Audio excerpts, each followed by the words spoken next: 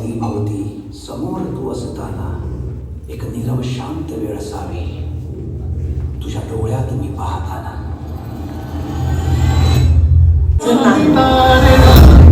सतत त्याचाच आवाज ऐकत राहावा असं वाटतं. जगात सर्वात सुंदर गोष्ट ना प्रेम आहे. जगात खूप कमी अशी नशीबवान माणसं जगात खरं प्रेम मिळतं.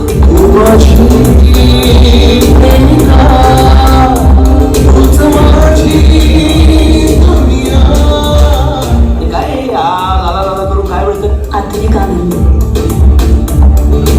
मैत्री होईल की ओळख ही फक्त ओळख म्हणूनच राहील हे येणारा काळ असतो. आगे जाके बहुत बड़ा सिंगर बनेगा. जरूर बनेगा. हम बनाएंगे. एक मुलगा आहे माझं प्रेम आहे त्याच्यावर. प्रेम हे आयुष्यात येताना एकट्याने येत नाही, सोबत अनेक संकट घेऊन येतात. सावडे तू जिकडे जिकडे पाऊल ठेवशील ना ती प्रत्येक जागा विकत घेईन मी.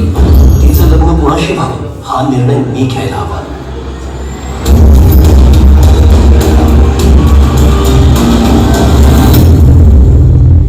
कधी करायचं लग्न कुठे करायचं सांग मला.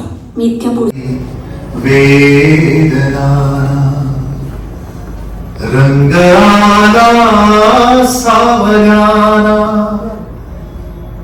हुंदकामी दाबला कैद झाली आसमाना तू मिळाली वेदना.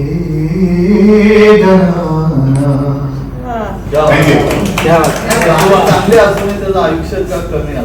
बोला सर काय सांगाल सर मूवीविषयी किती रजेचे होते? नमस्कार, मी अभिनय पाटेकर. अष्टपदी हा चित्रपट आमचा 30 मे 2025 रोजी रिलीज होतो आहे आणि या चित्रपटात मी अनिकेत या पात्राची भूमिका केली आहे, ज्यात त्याला खूप मोठा गायक व्हायचं आहे, त्याचे स्वप्न आहे. परंतु हे काही सगळं एवढं सोपं नसतं आणि तो ज्यांच्याकडनं प्रशिक्षण घेतो आहे त्या टीचरचं एक अट असते की त्यांच्या अकॅडमीमध्ये कोणीही प्रेमात एकमेकांच्या पडायचं नसतं.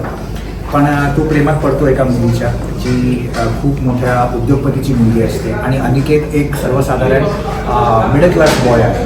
मग हे प्रेम करायचं आणि करिअरमध्ये यश कसं गाठायचं ही अनिकेतची स्टोरी आहे. नमस्कार, मी चंदा सारसेकर. मी या चित्रपटामध्ये शालिनी सरंजामे या भूमिकेत आलेली आहे. सावनीच्या आईची भूमिका या ठिकाणी मी साकारलेली आहे. नवरा कडक असणारा शिस्तीचा नवरा आणि प्रेमात पडलेली मुलगी या दोघांमध्ये होणारी जी घुसमट आहे तर ती या ठिकाणी या पात्रामध्ये मी साकारलेली आहे. आणि आमचा हा चित्रपट 30 मे रोजी संपूर्ण महाराष्ट्रामध्ये प्रदर्शित होत आहे. तर सर्वांनी हा सहकुटुंब जाऊन चित्रपटगृहात जाऊन नक्की पहा.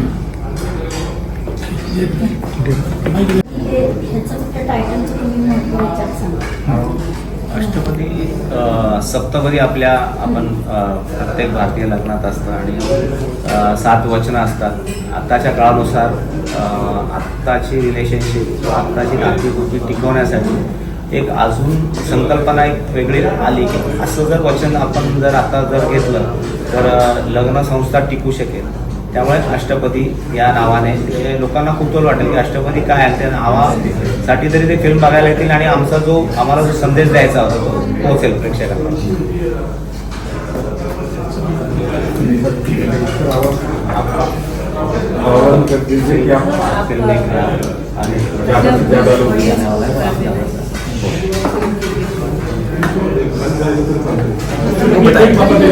फिल्म बता दीजिए और कौन हाँ नहीं वो आपका उस तारीख है ना वो बताइए.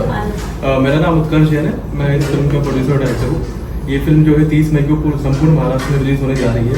तो मेरी आप सभी से दरख्वास्त है कि आप लोग सब अपनी फैमिली के साथ ये पिक्चर देखने जरूर आए. और हमारी फैमिली अगर ये हमारी फिल्म फाइनेंशियली अगर सक्सेस हो जाती है तो हम इसका एक पोर्शन जो है नेशनल डिफेंस फंड में डोनेट करेंगे. हे दिग्दर्शक जो नॉन महाराष्ट्रीयन तर त्यांचं म्हणजे एकूणच मराठी चित्रपट किती पाहतात आणि मराठी चित्रपटाचे मोस्टली फायनान्शियल जी आता माहिती पाहिजे ऍक्च्युली जो कसं करतो हिंदीमध्ये कितपत तुम्ही पाहता मराठी चित्रपट आणि त्याच्यानं हिंदीत मराठी में क्योंकि मेरा मम्मी को ऑफिस में आना जाना लगा रहता था, तो एंटरटेनमेंट इंडस्ट्री में मेरे को काम करना ही था। तो ये था कि मैंने एक महाराष्ट्र में तो मराठी फिल्म से ही शुरुआत की है। तो फिर मेरे को महेंद्र पाटिल जी से मिला, उन्होंने मेरे को 3-4 सब्जेक्ट पे स्टोरी ब्रीफिंग करी, तो मेरे को यही सब्जेक्ट बहुत पसंद आया। ये क्लासिकल म्यूजिकल फिल्म है और फैमिली फिल्म बनेगी हो गया, तो फिर हमने इसके लिए डायरेक्शन का हमने प्लान करा फर्स्ट ईयर। ये आर्ट है, लेकिन ये फाइनली ये फाइनेंशियल थिंग है, मतलब फाइनेंस भी उसका मालूम होना चाहिए कि क्या होता है, कौन सी फिल्में चलती है मराठी में, क्या जी। तो उसका आपने कितना स्टडी किया कि क्या भाई जैसे एक्शन फिल्म भी है, मार्केट में आती हैं, थ्रिलर भी होती हैं, तो ये था कि मतलब एक अच्छी फिल्म बनाने का था कि मतलब कि ज़्यादा वो नहीं हो, एक सिंपल फैमिली फिल्म, एक म्यूजिकल फिल्म बनानी थी। मेरे दिमाग में यही था, वही मोटो लेकर के हमने इस फिल्म को डायरेक्ट किया है। आपकी कौन सी पसंद की है मराठी फिल्म? हमने एक वो देखी थी, स्वराज देखी थी, और कौन सी? सैराट।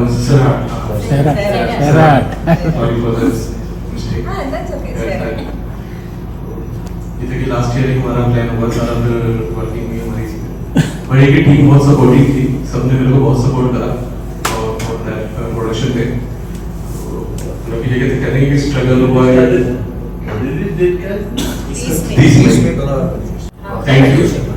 जेव्हा त्यांना कथा ऐकवली किंवा त्यांना कथा आवडल्यानंतर ठरलं आमचा या बजेटमध्ये आपण फिल्म करूया, तेव्हा त्यांना चित्रपट मराठी चित्रपट सृष्टीचं व्यावसायिक गणित काय आहे ते सगळं समजावून आम्ही म्हटलं तुम्ही विचार करा, 15-20 दिवस घ्या पहिले आणि मग ठरवा की असं असेल. नंतर सांगितलं नाही असं नको, पुढे अजूनही त्यांचं चित्रपट करण्याचा मानस आहे. कारण शेवटी निर्माता जगला तरच इंडस्ट्री.